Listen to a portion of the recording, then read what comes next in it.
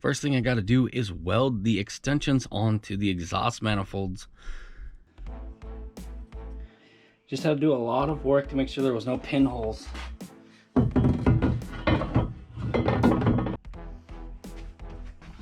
And there is how it sits. Working on finishing out the exhaust on this V8 jet ski, and I have these 2.5-inch Borla mufflers sitting around, so we are going to use these. What I'm doing is setting up to get these flanges to be able to bolt on to the existing manifold pipes, and I know we're going from steel to aluminum, so it's going to be some heating differences in the metals, but honestly guys, we're just going to see how this works. If it doesn't do well, then we'll come up with something different.